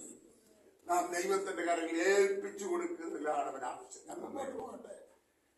അവന്റെ അപ്പൻ പോലും അവനെ ഗൗനിച്ചില്ല. പക്ഷേ ദൈവം അവനെ ഇസ്രായേലിന്റെ രാജാവായിട്ട് അവനെ അഭിഷേകം ചെയ്യുക. പക്ഷേ ഇസ്രായേലിന്റെ രാജാവായിട്ട് അവനെ അഭിഷേകം ചെയ്തിട്ടും ദാവീദിന് ഉടനെ ഒന്നും സിംഹാസനത്തിൽ ഇരിക്കാൻ കഴിഞ്ഞില്ല. ഇവിടെ ഒരു കാര്യം ഓർത്തണം, നമുക്ക് ദൈവം ഒരു വാഗ്ദത്തം തന്നു എന്ന് വിചാരിച്ചിട്ട് നാളെ അതിന്റെ നിവൃത്തി ഉണ്ടാകണമെന്നില്ല. It may take some time. God has his own time for fulfilling his promises. അവന്റെ വാഗ്ദത്തങ്ങൾ നിവർത്തിക്കാൻ ദൈവത്തിൻ്റെതായ ഒരു സമയമുണ്ട്. ആ ദൈവത്തിന്റെ സമയമാകുമ്പോൾ ദൈവം നിവർത്തിച്ചുകൊള്ളും. നമ്മൾ അതിന്റെ പുറത്ത് കിടന്ന് ഒന്നും വിഷമിക്കേണ്ട കാര്യമില്ല. അതിനുവേണ്ടി സ്ട്രഗിൾ ചെയ്യേണ്ട കാര്യമില്ല. ഒരു പ്രവാചകന് അടുത്ത പ്രവാചകനിലേക്ക് ഓടി നടക്കേണ്ട കാര്യമില്ല. ഒരു സഭയിൽ അടുത്ത സഭയിലോട്ട് ഓടി നടക്കേണ്ട കാര്യമില്ല. എങ്ങോടി നടക്കേണ്ട കാര്യമില്ല. ദൈവം നിനക്ക് തന്ന വാഗ്ദത്തം മുറുകെ പിടിച്ചുകൊണ്ട് അതിൽ തന്നെ നിന്നാ മതി. അവന്റെ വചനത്തിനനുസരിച്ച് ജീവിതത്തെ ക്രമീകരിച്ചു കൊണ്ടുപോയാൽ മതി. തക്ക സമയമാകുമ്പോൾ അവൻ നിനക്ക് വേണ്ടി കാര്യങ്ങൾ ക്രമീകരിക്കും. ശൗല് അവരെ പിടിച്ച് തനിക്ക് കിന്നരം വായിക്കാനായിട്ട് ശൗല് ദാവീദിനെ ആക്കി. പക്ഷേ എന്താ സംഭവിച്ചെന്നറിയാമോ? ദാവീദ് ഗോലിയാത്തിനെ കൊന്നു കഴിഞ്ഞ് ദാവീദ് വരുന്ന സമയത്ത് ഇസ്രായേൽ ജനമെ പെണ്ണുങ്ങളെല്ലാം കൂടെ ഒരു പാട്ട് പാടി. എന്തോ പാടിയേ? ശൗല് 1000 കൊന്നു, ദാവീദോ. അപ്പൊ അന്നേ കുഴപ്പക്കാരാണ്. എന്താ ചിരി നോക്കിയ ആളുകളൊക്കെ പോകുന്നത് അല്ലേ? ശൗല് 1000 കൊന്നു, ദാവീദോ 10000 കൊന്നു എന്ന് പറഞ്ഞിട്ട് പെണ്ണുങ്ങളെല്ലാം അവിടെ ഒരു പാട്ട് പാടി. ഇത് കേട്ടപ്പോൾ നമ്മൾ വായിക്കുന്ന എന്താണെന്നറിയാമോ? David Saul eyed towards David എന്നാണ്. ഷൗല് ഈ ഷൗലിന് ആകപ്പാട് ദാവീദിനോട് കണ്ണുകടി ഉണ്ടായി. ഷൗല് പറഞ്ഞു, ജനമല്ല എനിക്ക് 1000 തന്നുള്ളൂ, അവർക്ക് അവന് 10000 കൊടുത്തു, ഇനി അടുത്ത ഇസ്രായേലിന്റെ രാജസ്ഥാനത്ത് വരുന്ന ഇവനായിരിക്കും. അതുകൊണ്ട് അന്ന് മുതൽ ഈ ദാവീദിനെ കൊല്ലാൻ ശൗൽ പദ്ധതികൾ ഒരുക്കി. പല പ്രാവശ്യം കുന്തമെറിഞ്ഞു അല്ലേ? പക്ഷേ ദാവീദിനെ ഒന്നും ചെയ്യാൻ ദൈവത്തിന് പിശാചിന് സാധിച്ചില്ല, ശൗലിനും സാധിച്ചില്ല. ദൈവം വാഗ്ദത്തം നിവർത്തിക്ക തന്നെ ചെയ്തു. ദൈവം ഒരു വാഗ്ദത്തം തന്നാൽ എന്തെല്ലാം തടസ്സങ്ങൾ ഉണ്ടായാലും, ആരെല്ലാം അതിനെ എതിർത്താലും, എന്തെല്ലാം പ്രതികൂലങ്ങൾ വന്നാലും, ആരെല്ലാം അതിനെതിരെ എതിർത്ത് നിന്നാലും, തക്ക സമയമാകുമ്പോൾ ദൈവം നിനക്ക് ആ വാഗ്ദത്തം നിവർത്തിച്ച് അതിലേക്ക് നിന്നെ കയറ്റുക തന്നെ ചെയ്യും. ഹല്ലേലൂയ. ഞാൻ മുമ്പോട്ട് പോകട്ടെ. അവൻ ഓരോ പ്രാവശ്യവും അവൻ രക്ഷപ്പെട്ടു. ആ വാക്യങ്ങളൊന്നും ഞാൻ സമയം ചുരുക്കം കൊണ്ട് എടുക്കുന്നില്ല. ചില വാക്യങ്ങൾ മാത്രം നമുക്കൊന്ന് എടുക്കാം. 1 ശമൂവേൽ 24 4, 5, 6. ആളുകൾ അവനോട്, ഞാൻ നിന്റെ ശത്രുവിനെ നിന്റെ കയ്യിൽ ഏൽപ്പിക്കും, നിനക്ക് ബോധിച്ച പോലെ അവനോട് ചെയ്യാം എന്ന് യഹോവ എന്നോട് അരുളി ചെയ്ത ദിവസം ഇതാ എന്ന് പറഞ്ഞു. അപ്പോൾ ദാവീദ് എഴുന്നേറ്റ് ശൗലിന്റെ മേലങ്കയുടെ അറ്റം പതുക്കെ മുറിച്ചെടുത്തു. ശൗലിന്റെ വസ്ത്രാന്തരം മുറിച്ചു കളഞ്ഞതുകൊണ്ട് പിന്നത്തേതിൽ ദാവീദിന്റെ മനസ്സാക്ഷി തുടങ്ങി. നാം കാണുന്നത് ശൗല് ദാവീദിനെ അന്വേഷിച്ച് കാടുകളിലും മലകളിലും ഇങ്ങനെ അന്വേഷിച്ച് നടക്കുകയാണ്. ദാവീദും കൂട്ടരും മറുവശത്തൂടെ നടക്കുകയാണ്. ഒരു സമയത്ത് ദാവീദിന്റെ കയ്യിൽ ശൗല് വന്നു വിടുക. പശ്ചാത്തലമൊക്കെ നമുക്കറിയാം. ശൗല് കിടന്നുറങ്ങുക. ശൗലിന്റെ വലിയ ശൂരപരാക്രമിയായ സൈന്യാധിപൻ അവന്റെ അരികെ ഉണ്ട്. പക്ഷെ ദാവീദ് അനങ്ങാതെ ചെന്ന്, ദാവീദ് തന്റെ കൂടെ ഒരു സഹായം കൂട്ടി അനങ്ങാതെ ചെന്ന് ഈ ശൗലിന്റെ ഒരു വസ്ത്രത്തിന്റെ ഒരു അഗ്രം മാത്രം മുറിച്ചുകൊണ്ട് പോലും. പക്ഷെ അഗ്രം മുറിച്ചു കഴിഞ്ഞപ്പോ പിന്നീട് ദാവീദിന് മനസ്സാക്ഷി കിട്ടാൻ തുടങ്ങി. അപ്പൊ കൂടെ നിന്നവരൊക്കെ പറഞ്ഞു, നിനക്ക് നല്ല അവസരം, ശത്രുവിനോട് പ്രതികാരം ചെയ്യാൻ നിനക്ക് നല്ല അവസരം യഹോവ നിന്റെ കൈ കൊണ്ട് തന്നേക്കാ. ശരിയല്ലോ? ഒറ്റ കുത്തിന്റെ ശൗലിനെ കൊല്ലായിരുന്നു. പക്ഷേ ദാവീദിനെ വിലക്കെട്ടിൽ ദാവീദ് പറഞ്ഞു, ദൈവത്തിന്റെ അഭിഷക്തന് വിരോധമായി ഞാൻ കയ്യ് ഉയർത്തത്തില്ല. പ്രിയമുള്ളവർ, ഇവിടെ ഒരു സത്യം നമ്മൾ ഓർത്തോണം. ഒരു ദൈവദാസനും എതിരായി നമ്മൾ സംസാരിക്കരുത്. ഒരു ദൈവദാസനും എതിരെ നമ്മൾ കൈയോങ്ങരുത്. കാരണം ദൈവത്താൽ അഭിഷക്തരായവരെ ബഹുമാനിക്കാൻ നാം ബാധ്യസ്ഥരാണ്. ദൈവദാസന്മാരെ ബഹുമാനിക്കാൻ നാം ബാധ്യസ്ഥരാണ്. ഇന്ന് അനേക സഭകളില് പ്രശ്നങ്ങൾ ഉണ്ടാക്കി സഭ സ്പ്ലിറ്റ് ചെയ്തുകൊണ്ടിരിക്കുന്ന ഒരു കാലഘട്ടത്തിലായി. എനിക്ക് അടുത്ത സമയത്ത് ഒരു അനുഭവം ഉണ്ടായി. ഞങ്ങൾ പോകുന്ന വല്ലപ്പോഴും പോയി പ്രസംഗിക്കുന്ന ഒരു ചർച്ചിൽ ഒരു ഫാമിലി, ആ ഫാമിലി 3 മക്കള്, അദ്ദേഹത്തിന്റെ വൈഫ്, 5 പേര് സഭയിൽ വരുന്നവരാണ്. അപ്പോ ഈ 5 പേര് സഭയിൽ വരുന്ന ഈ 3 പേരെ ഈ പാട്ടുപാടുന്ന കൊയറിൽ ഉൾപ്പെടുത്തി. കാരണം ഉൾപ്പെടുത്തണമെന്നുള്ള അദ്ദേഹത്തിന് നിർബന്ധമായിരുന്നു. അദ്ദേഹത്തിന് 3 പേരെ ഉൾപ്പെടുത്തി കഴിഞ്ഞിട്ട് ഒരു ഞായറാഴ്ച എന്തോ അവർക്ക് ശരിക്കും പാടാൻ അവസരം കൊടുത്തില്ലെന്നോ മൈക്ക് അന്നേരം ഓപ്പറേറ്റ് ചെയ്തില്ലെന്നോ എന്തൊക്കെയോ കാര്യങ്ങൾ പറഞ്ഞ് ആകെ പ്രശ്നം ഉണ്ടാക്കി 5 പേരൂടെ കെട്ടും പറക്കി അങ്ങ് പോയി. അപ്പൊ സഭയിലെ പാസ്റ്റർ എന്നോട് സങ്കടത്തോടെ പറഞ്ഞു. ഞാൻ പറഞ്ഞു, എന്റെ പാസ്റ്ററെ, ഒഴിഞ്ഞു പോകുന്നവരൊക്കെ ഒഴിഞ്ഞു പോകട്ടെ. കാരണം അതെന്ന് വെച്ചാൽ നിങ്ങളുടെ സഭ അവർക്കുള്ളതല്ല. കാരണം അവരെ അതിനകത്ത് അപ്പം പാസ്റ്ററിന്റെ എന്റെ സാറേ 5 പേരാ ഒരുമിച്ചങ്ങ് പോയത്. ഞാൻ പറഞ്ഞു പോട്ടെ മാസ്റ്ററെ,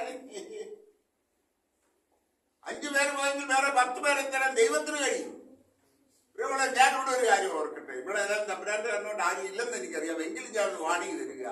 ഒരു ദൈവദാസനെതിരായും നമ്മൾ കൈ ഉയർത്തരുത്, എതിരെ അപഖ്യാതികൾ പറഞ്ഞുകൊണ്ട് നടക്കരുത്, നമ്മൾ സഭയിൽ പ്രശ്നങ്ങൾ ഉണ്ടാക്കരുത്. നമുക്കൊരു സഭയോട് യോജിച്ചു പോകാൻ പറ്റുന്നില്ലയോ, ദൈവദാസനോട് പറഞ്ഞിട്ട് നമ്മൾ അനുഗ്രഹം വാങ്ങിച്ചു വരെ പോകണം. അല്ലാതെ സഭയിൽ പ്രശ്നം ഉണ്ടാക്കരുത്.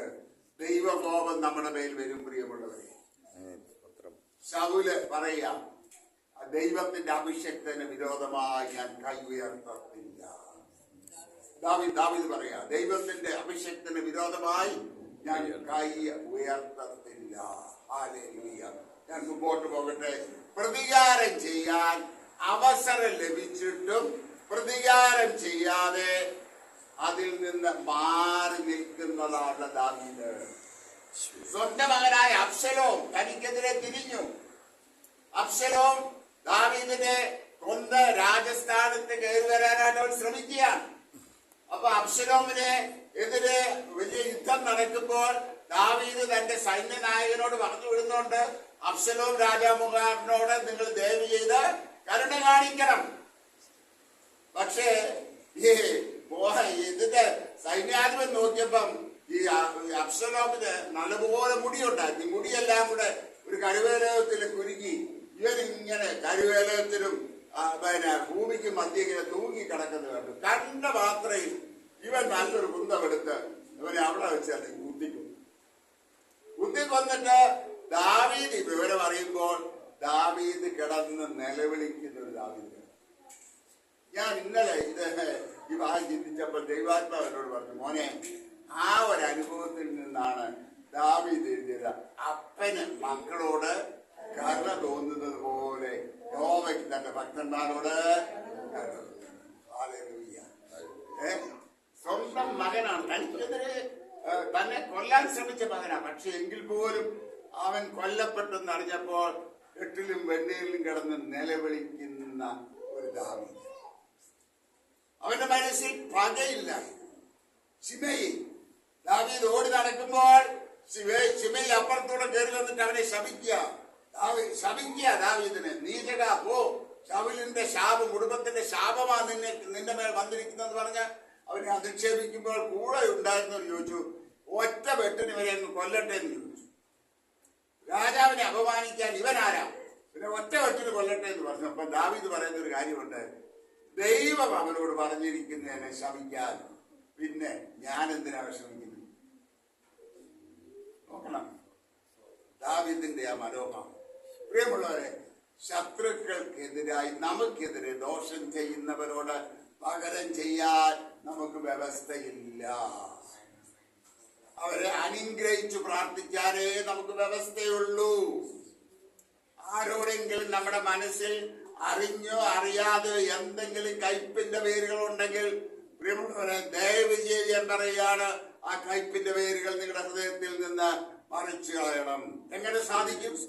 പ്രയാസമാണ്. പ്രാർത്ഥനയാൽ സാധിക്കും.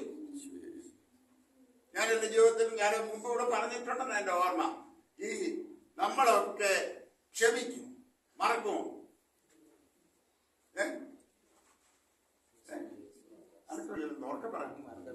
മറക്കത്തില്ല. നമ്മുടെ ഉള്ളിൽ ഇങ്ങനെ ഇത് വരും. അത് തന്നെ, അതാണ് എക്സാക്ട്. നമ്മുടെ ഉള്ളിൽ ഇങ്ങനെ തകട്ടി വരും. അപ്പം ക്ഷമിക്കുകയും മറക്കുകയും ചെയ്യാനുള്ള ബെസ്റ്റ് പരിപാടി എന്താണെന്ന് അറിയാമോ? ദൈവം എന്നെ പഠിപ്പിച്ചതാണ്. അവരെ അനുഗ്രഹിച്ചു പ്രാർത്ഥിച്ചു. നിങ്ങളൊന്ന് ശ്രമിച്ചു നോക്കിയേ. നിങ്ങളെ ദ്രോഹിച്ചവര്, നിങ്ങളെ വേദനിപ്പിച്ചവര്, നിങ്ങളെ ദുഃഖിപ്പിച്ചവര്, നിങ്ങളെ പല വിധത്തിൽ ബുദ്ധിമുട്ടിച്ചവര്, അവരെയൊക്കെ കാണുമ്പോൾ നിങ്ങൾ അവരെ അനുഗ്രഹിച്ചു പ്രാർത്ഥിച്ചേ.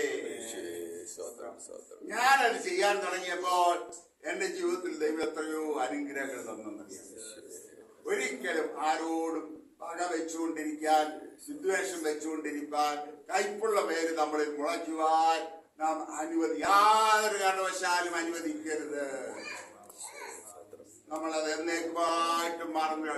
കാരണം വചനം പറയുന്നു, ദൈവം ക്രിസ്തുവേശുവിൽ നിങ്ങളോട് ക്ഷമിച്ചതുപോലെ നിങ്ങളും തമ്മിൽ ക്ഷമിപ്പീൻ. പണ്ട് പാരമ്പര്യ സഭയിലായിരുന്നപ്പോ നമ്മളൊക്കെ ചൊല്ലുന്നൊരു പ്രാർത്ഥനയുണ്ട്, ഞങ്ങളുടെ കടക്കാരോട് ക്ഷമിച്ചിരിക്കുന്ന പോലെ ഞങ്ങളുടെ കടങ്ങളോട് ക്ഷമിക്കണമേ, ഞങ്ങളോട് ക്ഷമിക്കണം. അല്ലെ, എല്ലാരും പ്രാർത്ഥിക്കും. പക്ഷെ ഉള്ളിൽ സകല കയ്പും വിദ്വേഷവും വെച്ചോണ്ട് പ്രാർത്ഥിക്കും. നമ്മൾ തന്നെ പ്രാർത്ഥിക്കുമ്പോ എന്താ പറയുന്നത്? ഞങ്ങളുടെ കടക്കാരോട് ഞങ്ങൾ ക്ഷമിച്ചിരിക്കുന്ന പോലെ ഞങ്ങളോട് ക്ഷമിച്ചാൽ മതി. അത്രയൊക്കെ ക്ഷമിച്ചാൽ മതി. നമ്മുടെ കടക്കാരോട് നമ്മൾ ക്ഷമിക്കുന്നില്ലെങ്കിൽ ദൈവത്തിന് നമ്മളോട് ക്ഷമിക്കാൻ പറ്റത്തില്ല. വചനം അങ്ങനെ പഠിപ്പിക്കുന്നേ. ഈ ക്രിസ്ത്യൻ ജീവിതം അത്ര, ക്രിസ്ത്യൻ മാർഗം അത്ര എളുപ്പമുള്ള മാർഗമൊന്നുമല്ല. ഇത് വില കൊടുക്കേണ്ട മാർഗമാ. അതുകൊണ്ടാണ് കർത്താവ് പറഞ്ഞു, ഒരുവൻ എന്റെ പിന്നാലെ വരുവാൻ ഇച്ഛിച്ചാൽ തന്നെത്താൻ രചിച്ച് തന്റെ ക്രൂശ് എടുത്തുകൊണ്ട് തന്നെത്താൻ ജയിക്കാൻ പറഞ്ഞ ഡിനൈയിങ് യുവർസെൽഫ്, നമ്മുടെ സ്വയത്തെ ത്യജിക്കണം. നമ്മുടെ ഞാൻ ആരാണെന്ന് നമ്മളൊക്കെ നമ്മുടെ മനസ്സിൽ വരുന്നില്ലയോ? ഞാൻ ആരാണെന്ന് അറിയാമോടാ? കാണിച്ചു തരാവിടെ. നിന്നെ എനിക്ക് അറിയത്തില്ലടാ. ഇത് നമ്മളെ പറഞ്ഞില്ലേലും നമ്മുടെ ഉള്ളില് ഉണ്ടാകുമോ? അതെ, ബാബുവിനോട് സമ്മതിച്ചു. സത്യമാണ്. എന്റെ മനസ്സിൽ എത്ര പ്രാവശ്യം ഉണ്ടായിട്ടു? നമ്മുടെ ഒക്കെ മനസ്സിൽ. കാരണം മനുഷ്യരാണോ? നമ്മുടെ ഉള്ളിൽ കയ്പ് പല വിദ്വേഷം വരും. പക്ഷേ വചനത്തിന്റെ വ്യവസ്ഥ നമ്മളോട് അവരോട് ഹൃദയംഗമായി ക്ഷമിക്കണം. ക്ഷമിക്കുമ്പോൾ നമ്മൾ ഇരട്ടിയായി അനുഗ്രഹിക്കുന്നത്. പിന്നെ ദാവീദിന്റെ ഏറ്റവും വലിയ പ്രത്യേകതയായിട്ട് ഞാൻ കാണിച്ചിരുന്നതിനാണ്, ദൈവം ദാവീദിനെ അങ്ങോട്ട് അനുഗ്രഹിക്കാൻ തുടങ്ങിയപ്പോൾ ഓരോ അനുഗ്രഹം നാദാൻ ആ ഭാഗത്ത് നമുക്ക് വായിക്കണം. 2 ശമൂവേൽ 6:12 മുതൽ 14 വരെ 16 വായിച്ച് ഉറക്കെ വായിക്കണം. 2 ശമൂവേൽ 6, ഞാൻ വീണ്ടും എടുത്ത് പറയത്തില്ല, ശ്രദ്ധിക്കണേ. 2 ശമൂവേൽ 6:12 മുതൽ 14 വരെ 16 വാക്യം. ദൈവത്തിന്റെ പെട്ടകം നിമിത്തം യഹോവ ഓബേദ്ഏദോമിന്റെ കുടുംബത്തെയും അവനുള്ള സകലത്തെയും അനുഗ്രഹിച്ചു എന്ന് ദാവീദ് രാജാവിന് അറിവ് കിട്ടിയപ്പോൾ ദാവീദ് പുറപ്പെട്ട് ദൈവത്തിന്റെ പെട്ടകം ഓബേദ്ഏദോമിന്റെ വീട്ടിൽ നിന്ന് ദാവീദിന്റെ നഗരത്തിലേക്ക് സന്തോഷത്തോടെ കൊണ്ടുവന്നു. യഹോവയുടെ പെട്ടകം ചുമന്നവർ 6 ചുവട് നടന്ന ശേഷം അവൻ ഒരു കാളയെയും ഘടിപ്പിച്ച കിടാവിനെയും യാഗം കഴിച്ചു. ദാവീദ് പഞ്ഞിനൂലങ്കി ധരിച്ചുകൊണ്ട് പൂർണ്ണ ശക്തിയോടെ യഹോവയുടെ മുൻപാകെ നൃത്തം ചെയ്തു. പ്രിയമുള്ളവരെ നോക്കണം, ദാവീദ് വേറെ ഒരു പഞ്ഞിനൂലങ്കി ധരിച്ചുകൊണ്ട് രാജവസ്ത്രമൊക്കെ ഒഴിഞ്ഞ് മാറ്റി വെച്ചിട്ട് യഹോവയുടെ പെട്ടകത്തിന്റെ മുമ്പിൽ അവൻ നൃത്തം ചെയ്യുകയാണ്. ഇസ്രായേൽ മക്കളുടെ മുമ്പിൽ നൃത്തം ചെയ്ത് ദൈവത്തെ ആരാധിക്കുന്ന ഒരു ദാവീദ്. ഇത് കണ്ടതായിട്ടുള്ള ശൗലിന്റെ മകളായ ദാവീദിന്റെ സ്വന്തം ഭാര്യ മീകൾ എന്ത് ചെയ്തു? അവള് നോക്കിയപ്പോഴുണ്ടാ ഇസ്രായേലിലെ രാജാവ് തന്നെത്താൻ അനാവൃതമാക്കി ആ തെരുവീതിയിൽ കൂടെ തന്റെ ദാസിമാരുടെ മുൻപാകെ ഒക്കെ അപഹാസ്യനായിട്ട് പെട്ടകത്തിന്റെ മുമ്പിൽ കിടന്ന് തുള്ളിച്ചാടുകയാണ്.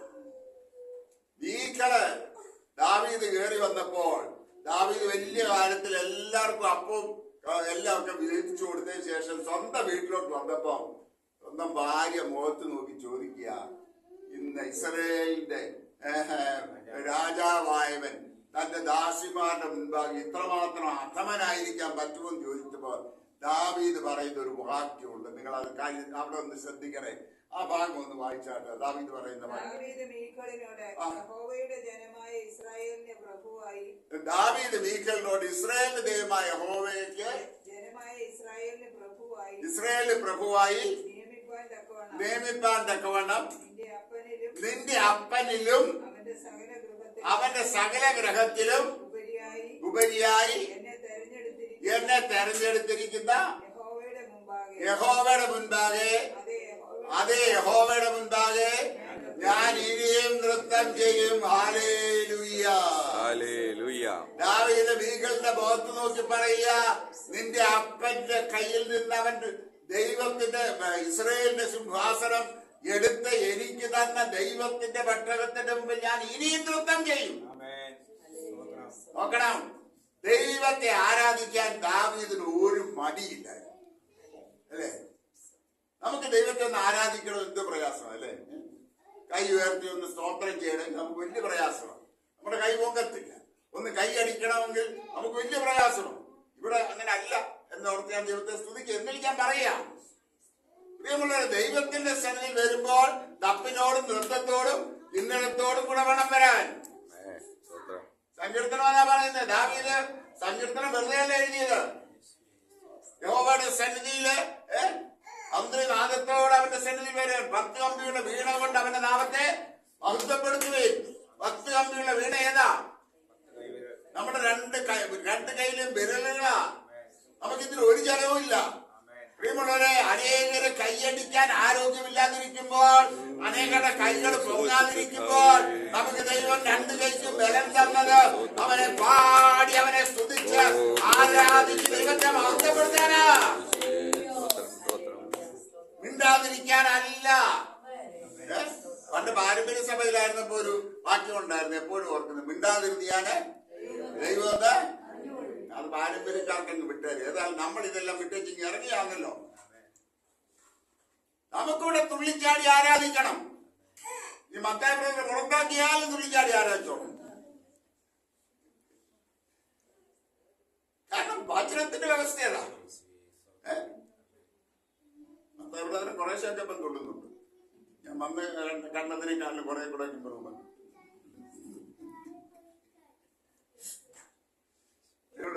നമ്മൾ അതിനെക്കാട്ടിൽ വലിയ ഏറ്റവും വലിയ രസം എന്താണെന്നറിയാമോ?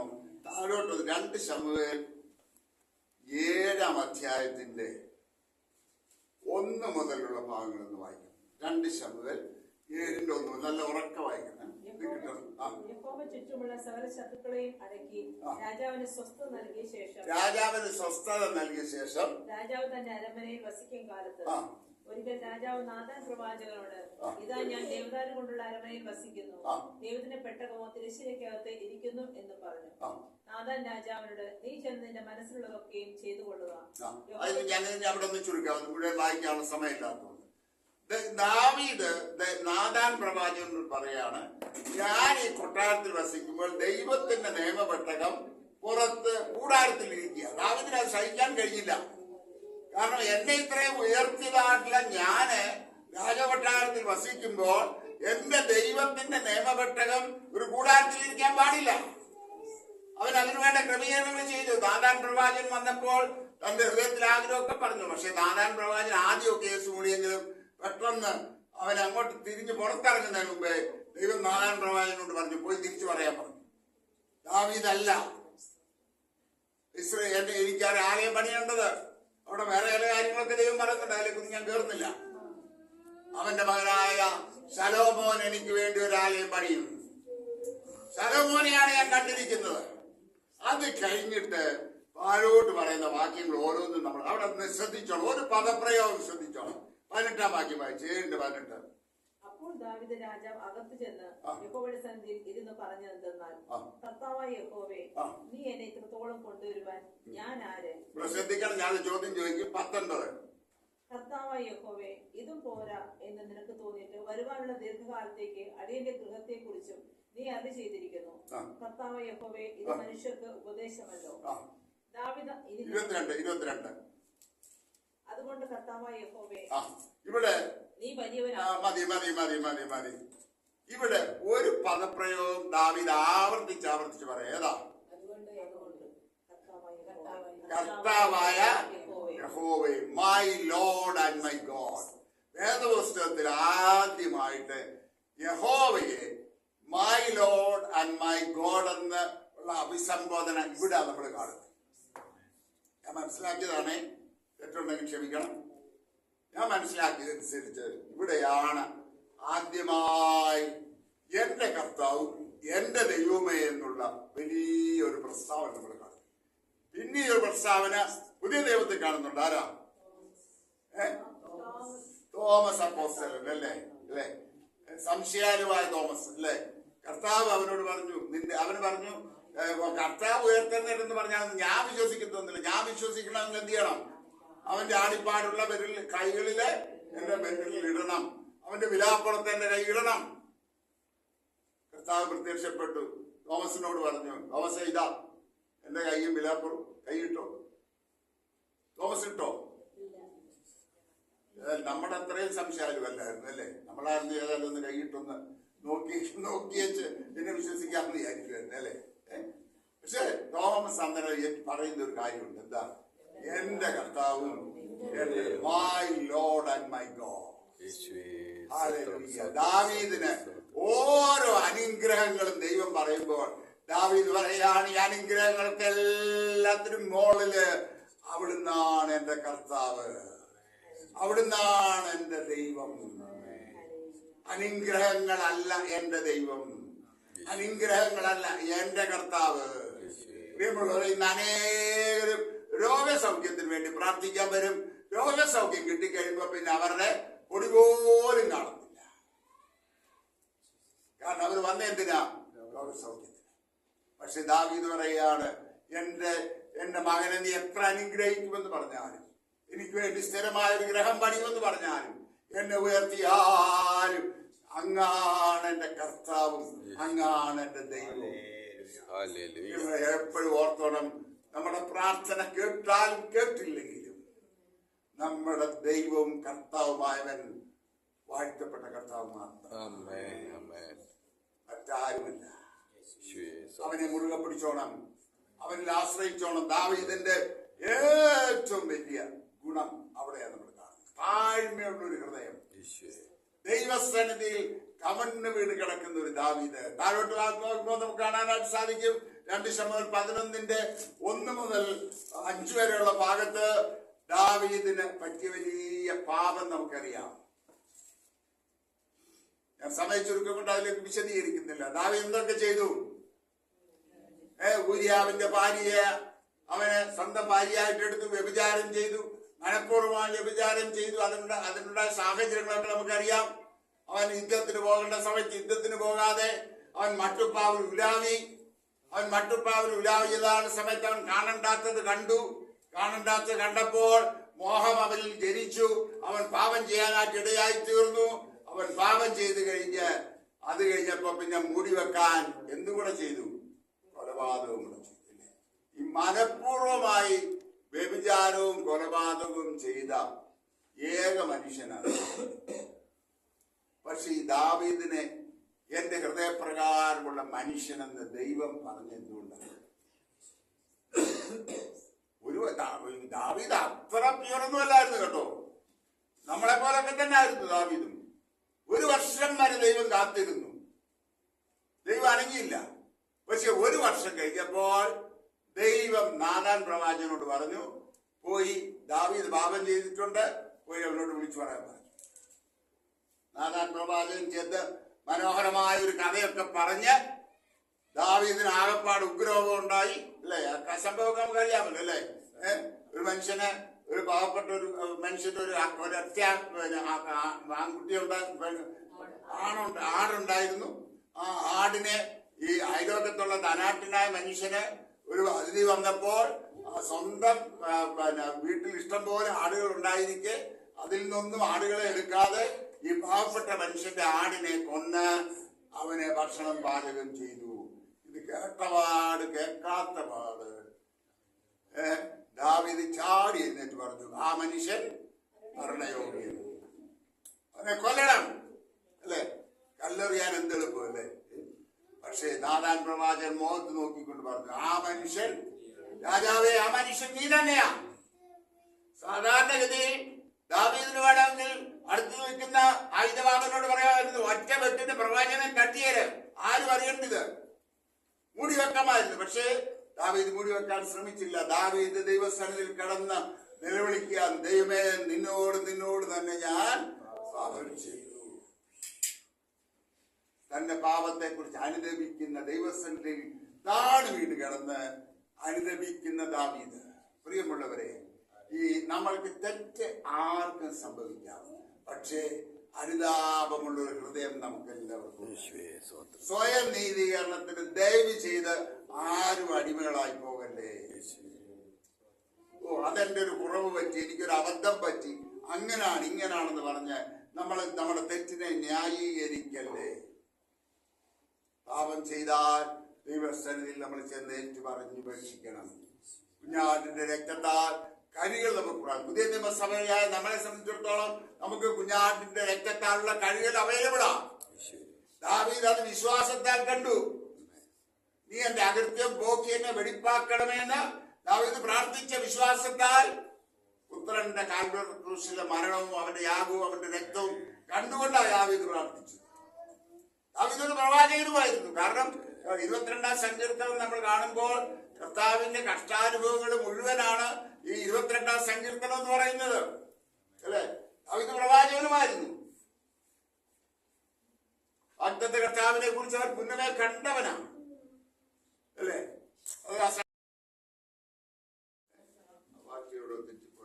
ആ വാക്യത്തില് വ്യക്തമായിട്ട് പറയുന്നത് പിശാച് ദാവീദിനോട് പ്രേരിപ്പിച്ചതാണ്. വളരെ വ്യക്തമാണ്. ഞാൻ ആ വാക്യം പിന്നീട് എടുത്തു പറഞ്ഞു തരാം. 1 ദിനവൃത്താന്തം 21 എടുത്താണ്. അനന്തരം സാത്താൻ ഇസ്രായേലിന് വിരോധമായി എഴുന്നേറ്റ് ഇസ്രായേലിനെ എന്നവൻ ദാവീദിന് തോന്നി.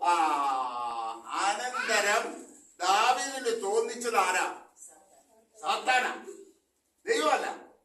സാത്താൻ എഴുന്നേറ്റ് ദാവീദിനോട് പ്രേരണ കൊടുത്തു. ദാവീദിന് അതിന് കീഴടങ്ങിപ്പോയി. കാരണം ഇത് ദൈവവ്യവസ്ഥയ്ക്ക് എതിരാണ്. ഈ സെൻസസ് എടുക്കാം, പക്ഷെ സെൻസസ് എടുക്കുമ്പോൾ ഓരോ കാലഘട്ടം ഓരോന്ന് എടുത്തു കഴിയുമ്പോൾ അവർക്ക് വേണ്ടിയിട്ട് വീണ്ടെടുപ്പ് നേടിയ കൊടുക്കണം. അത് പഴയ നിയമ പ്രമാണമാണ്. ആ പഴയ നിയമ പ്രമാണം ഓരോരുത്തർക്കും ഇത്ര കഴിയുമ്പോൾ അതിനനുസരിച്ച് ഉള്ള ദ്രവ്യം കൊടുത്ത് ഭണ്ഡാരത്തിൽ ഇട്ടതിന് ശേഷം മാത്രമേ ബാക്കി എണ്ണാൻ പാടുള്ളൂ. അതിനനുസരിച്ച് ചെയ്തിരിക്കണം. പക്ഷെ ദാവീദ് അതൊന്നും പാലിച്ചില്ല. ദാവീദ് മനസ്സിൽ തോന്നി ജനത്തെ എണ്ണണം. അപ്പോൾ ദാവീദിന്റെ സർവ്വസൈന്യാധിപൻ പോലും പറഞ്ഞു, രാജാവെ ചെയ്യരുത്, ഇഷ്ടംപോലെ ജനമുണ്ട്, ഇത് ദൈവത്തിന് ഹിതമല്ല എന്ന് മുന്നറിയിപ്പ് നൽകിയിട്ടും രാജാവ് ബലം പ്രയോഗിച്ച് ജനത്തെ എണ്ണി കഴിഞ്ഞപ്പോൾ ദാവീദിന് കുറ്റബോധം ഉണ്ടായി. ഇത് ദാവീദിന്റെ വലിയ പ്രത്യേകതയാണ്. പാപം ചെയ്ത് കഴിയുമ്പോൾ ദാവീദിന് ഈ വെരി സെൻസിറ്റീവ് ഹാർട്ട്, വളരെ സെൻസിറ്റീവായിട്ട് ഹൃദയം ഉണ്ടായിരുന്നു ദാവീദിന്. നമുക്ക് നമ്മുടെ ഹൃദയത്തിന്റെ പ്രത്യേകത എന്താണെന്നറിയാമോ? ഒരു തെറ്റ് ചെയ്യുമ്പോൾ നമ്മുടെ ഹൃദയം പറയും, നമ്മുടെ മനസ്സ് പറയും തെറ്റാണ്. വീണ്ടും അതേ തെറ്റ് ആവർത്തിച്ചാലോ അത്രയും ശക്തമായിട്ട് മനസ്സാക്ഷി നമ്മളോട് പറയൂ? ഇല്ല. മൂന്നാമത് ആവർത്തി ചെയ്താലോ ഒന്നും ഒരനക്കം ഉണ്ടാകും. നമ്മുടെ മനസ്സാക്ഷി അങ്ങ് ബ്ലണ്ടായി ആരംഭിച്ചു. അതുകൊണ്ടാണ് ചില കാര്യങ്ങളൊക്കെ വിശ്വാസികൾക്ക് ചെയ്താലും ഒരു കുറ്റബോധമില്ല. സഭയിൽ എന്തെല്ലാം രാഷ്ട്രീയം കളിച്ചാലും അനേകർക്ക് ഒരു കുറ്റബോധമില്ല. കാരണം ചെയ്ത് അവരുടെ മനസ്സാക്ഷിയൊക്കെ ബ്ലണ്ടായിപ്പോയി. സഭയിലെ പണം കൈയിട്ട് വാരിയാലും ആർക്കും ഒരു കുറ്റബോധമില്ല. കാരണം മനസ്സാക്ഷി വരവിച്ചു പോയി. ദാവീദിന് അങ്ങനല്ല. നീ had a very sensitive heart to sin. പാപത്തോട് വളരെ സെൻസിറ്റീവ് ആയിട്ടൊരു ഹൃദയം ദാവീദിനുണ്ടായി. നമ്മൾ അരുതാത്തത് ഒരു വാക്ക് പറഞ്ഞാൽ നമ്മുടെ ഹൃദയം കുത്തണം. നമ്മൾ ഒരു കാര്യം അരുതാത്ത ചെയ്യുമ്പോൾ നമ്മുടെ ഹൃദയം നമ്മളെ കുത്തണം. നാം അതിന് റെസ്പോണ്ട് ചെയ്യണം. ദാവീദിനോട് ദൈവം പറയുന്നുണ്ട് 3 വ്യവസ്ഥകൾ വെക്കുന്നത്. ഏതൊക്കെ ഒന്ന് സെലക്ട് ചെയ്യാം. അതൊക്കെ ആ ഭാഗത്ത് വായിക്കുന്നുണ്ട്. പക്ഷെ ദാവീദ് പറയുന്നുണ്ട് പിന്നെ അവിടെ ആ ഭാഗം ഒന്ന് വായിച്ചു, ആ ഭാഗം ഒന്നുകൂടെ വായിച്ചു. നിന്റെ ദേശത്ത് 7 സംവത്സരം ക്ഷാമമുണ്ടാകണോ, അല്ലെങ്കിൽ 3 മാസം നിന്റെ ശത്രുക്കൾ നിന്നെ പിന്തുടരണമോ, ഓടിപ്പോകുകയും ചെയ്യുകയോ, അല്ലെങ്കിൽ നിന്റെ ദേശത്ത് 3 ദിവസത്തെ മഹാമാരി. ഏത് തെരഞ്ഞെടുക്കണം? അപ്പൊ ദാവീദ് പറയുന്ന ഒരു കാര്യമുണ്ട്, നമ്മുടെ ദൈവമായ യഹോവ കൃപയും കരുണയും ദീർഘക്ഷമയുള്ളവൻ. അതുകൊണ്ട് ദാവീദ് പ്രവാചകനോട് പറയുക, മനുഷ്യരുടെ കയ്യിൽ ഞാൻ വീഴരുതേ, ദൈവത്തിന്റെ കയ്യിൽ ഞാൻ വീണോളാം. 3 ദിവസത്തെ മഴ ദാവീദ് ഓപ്റ്റ് ചെയ്യാം. 3 ദിവസത്തെ മഴ നിമിത്തം ഏതാണ്ട് ഒരു 70,000 അല്ലേ, 70,000 ആണെന്ന് എന്റെ ഓർമ്മ. ഏതാണ്ട് 70,000-ഓളം ആളുകൾ സംഭരിക്കപ്പെട്ടു. 70,000-ഓളം ആളുകൾ സംഭരിക്കപ്പെട്ടു കഴിഞ്ഞപ്പോൾ ദാവീദ് ദൈവസന്നിധി കിടന്ന് നിലവിളിക്കാൻ തുടങ്ങി. ദാവീദ് ചോദിക്കുന്ന ഒരു ചോദ്യമുണ്ട്. ഈ ആട് 2 ശമൂവേൽ 24:17 2 ശമൂവേൽ 24:17. ജനത്തെ ബാധിക്കുന്ന ദൂതനെ ദാവീദ് കണ്ടിട്ട് യഹോവയോട്, ഞാനല്ലോ പാപം ചെയ്തത്, ഞാനല്ലോ പാപം ചെയ്തത്, ഞാനല്ലോ കുറ്റം ചെയ്തത്, ഞാനല്ലോ കുറ്റം ചെയ്തത്, ഈ ആടുകൾ എന്ത് ഈ ചെയ്തു? ആടുകൾ എന്ത് ചെയ്തു? ദാവീദ് നോക്കണം, ദൈവസന്നിധിയിൽ കിടന്നിട്ട് ജനത്തിനു വേണ്ടി നിലവിളിക്കുന്ന ഒരു രാജാവ്. താഴോട്ട് നമ്മൾ വായിക്കുന്ന രാജപ്രവാചകൻ പറയാണ്, ദീപു ഒരു യാഗപീഠം പണിയത്. യഹോവയ്ക്ക് യാഗം കഴിക്കാൻ പറഞ്ഞു. ആ യാഗം കഴിക്കാനായിട്ട് ദൈവത്തിന്റെ ദൂതൻ പ്രത്യക്ഷനായ സ്ഥലം ദാവീദ് വില കൊടുത്തു വാങ്ങുകയാണ്. അതോടെ പറഞ്ഞ് എന്റെ വാക്കുകൾ അവസാനിപ്പിക്കുക. ദാവീദ് ആ സ്ഥലം വാങ്ങാൻ ചെന്നപ്പോൾ ആ സ്ഥലത്തിന്റെ ഉടമസ്ഥൻ പറഞ്ഞു, രാജാവേ, സ്ഥലം മുഴുവൻ നിന്റെ മുൻപാകെ ഇരിക്കുക, ഏത് സ്ഥലമാണെങ്കിലും ഫ്രീയായിട്ട് എടുത്തോ. പക്ഷെ ദാവീദ് പറഞ്ഞു, എന്റെ ദൈവത്തിന് ചെലവില്ലാതെ ഞാൻ ഹോമയാഗം കഴിക്കയില്ല. നോക്കണം ദാവീദിന്റെ കമ്മിറ്റ്മെന്റ്. രാജാവെന്ന നിലയ്ക്ക് ഏത് സ്ഥലത്ത് വേണമെങ്കിലും അവരെടുത്ത് യാഗം കഴിക്കാം. പക്ഷെ അവൻ പറയാ, എന്റെ ദൈവത്തിന് ചെലവില്ലാതെ ഞാൻ യാഗം കഴിക്കത്തില്ല. പ്രിയമുള്ളവരെ, എത്ര മനോഹരമായ ഒരു ജീവിതം! മനോഹരങ്ങളായ സങ്കീർത്തനങ്ങൾ അവന്റെ തൂരികയിൽ നിന്ന് പുറത്തു വന്നു. ഇന്ന് നമ്മളൊക്കെ നമ്മളത് വായിച്ച് ആശ്വസിക്കത്തക്കവണ്ണം ദാവീദിന്റെ 73 സങ്കീർത്തനങ്ങൾ, ദാവീദിന്റെ ജീവചരിത്രം നമ്മുടെ മുമ്പിൽ ഒരു വലിയ ചിത്രമായി പരിശുദ്ധാത്മാവ് വരച്ചു കാട്ടുകയാണ്. ഈ ദാവീദിനെ പോലെ a man after my own heart, a woman after my own heart, എന്റെ ഹൃദയപ്രകാരമുള്ള ഒരു ദാസി എന്ന് എന്നെയും നിങ്ങളെയും കുറിച്ച് പറയുവാൻ ദൈവത്തിന്റെ പരിശുദ്ധാത്മാവ് നമ്മെ സഹായിക്കട്ടെ. അതിനായിട്ട് നമ്മെ തന്നെ ദൈവങ്ങൾ നമുക്ക് ഏൽപ്പിച്ചു കൊടുക്കാം. ദൈവസന്നിധി നമ്മെ തന്നെ പൂർണ്ണമായി വിട്ടുകൊടുക്കുക. കർത്താവേ, ദാവീദിനെ പോലെ നിനക്ക് പ്രസാദമുള്ള ഒരു ജീവിതം ജീവിച്ചു അന്ത്യനാളിൽ നല്ലവരും വിശ്വസ്തനുമായ ദാസനെ, നീ അല്പത്തിൽ വിശ്വസ്തനായത് ഞാൻ നിന്നെ അധികത്തിന് വിചാരകനാക്കുമെന്നുള്ള ശബ്ദം കേൾക്കത്തക്കവണ്ണം നമുക്ക് നമ്മളെ തന്നെ ദൈവകരങ്ങളിൽ നമുക്ക് ഏൽപ്പിച്ചു കൊടുക്കാം. അത് ദൈവത്തിന്റെ പരിശുദ്ധാത്മാവ് നമ്മെ ഓരോരുത്തരെയും സഹായിക്കുമാറാകും. ഞങ്ങളുടെ വാഴ്ത്തപ്പെട്ട സ്വർഗീയ പിതാവേ, ഇതുവരെ വ്യാപരിച്ച ദൈവകൃപയ്ക്കായി കേട്ട വചനം ഞങ്ങൾ ക്രിയ ചെയ്യണം. അത് ഞങ്ങളെ ബലപ്പെടുത്തണം. അതിനനുസരിച്ച് ജീവിക്കാൻ ഞങ്ങളെ സഹായിക്കണം. പ്രിയപ്പെട്ട മിനിക്ക് വേണ്ടി ഞങ്ങൾ പ്രത്യേകം പ്രാർത്ഥിക്കും. എന്റെ മകൾക്ക് ഞങ്ങളുടെ മുമ്പിൽ വരുവാനും യഹോവ ചെയ്ത വൻ കാര്യങ്ങളെ കുറിച്ച് സാക്ഷീകരിക്കാനും വേദനയുടെ മധ്യത്തിലും പ്രയാസങ്ങളുടെ മധ്യത്തിലും താങ്ങി നടത്തിയ ഒരു ദൈവകൃപയെ കുറിച്ച് ഞങ്ങളോട് വർണ്ണിപ്പാൻ നിന്റെ മകളെ അവിടുന്ന് ബലപ്പെടുത്തിയല്ലോ. നിന്റെ ബലമുള്ള കാര്യങ്ങളിലേക്ക് നിന്റെ മകളെ ഞങ്ങൾ ഏൽപ്പിച്ചു കുടുംബമായി ഏൽപ്പിച്ച് അനുഗ്രഹിച്ചു പ്രാർത്ഥിക്കും. കൃപ കൂടെ ഇരിക്കണം കർത്താവെ. നല്ല നാഥനായി, നല്ല കർത്താവെ, ജീവിത കുടുംബത്തിന്റെ നല്ല നായകനായി അവിടുത്തെ സാന്നിധ്യം എപ്പോഴും അവളോട് കൂടെ ഇരിക്കണം. Let thy living presence be with her.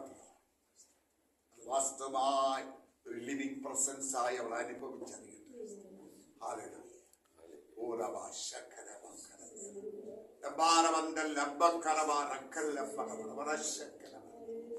Let thy living presence, hallelujah, rule over that home. അങ്ങയുടെ നാമം മഹത്വമെടുക്കട്ടെ. ആ ഭവനം, ആ പട്ടണത്തിൽ വലിയ സാക്ഷ്യമായി നിൽക്കട്ടെ. വരുന്ന നാളുകളിൽ നിന്റെ മക്കൾ വലിയ അനുഗ്രഹിക്കപ്പെട്ട ഒരു സാക്ഷ്യമുള്ള ഭവനമായി സ്വർഗം സഹായിച്ചാട്ട് പിതാവിന്റെ പുത്രന്റെ പരിശുദ്ധാത്മാവിന്റെ നാമത്തെ ഞങ്ങൾ സഭയായി നിന്റെ മകളെയും കുടുംബത്തെയും ഞങ്ങൾ അനുഗ്രഹിച്ച് സകല മഹത്വം അപ്പച്ചന് പുത്രന്റെ വലിയ നാമത്തിൽ തന്നെ.